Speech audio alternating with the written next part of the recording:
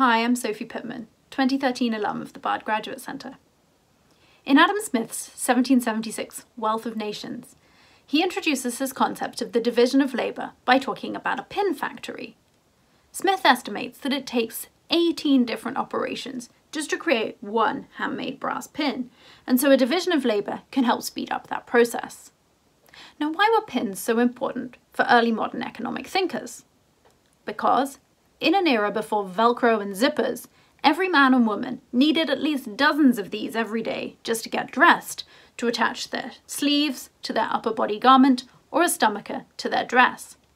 They were very easily lost off the body, and many of them fell into the city's River Thames, where to this day they wash up at low tide by the thousand. These tiny objects, 400 years old, remind us much about economic thought and cultural expression of the early modern period.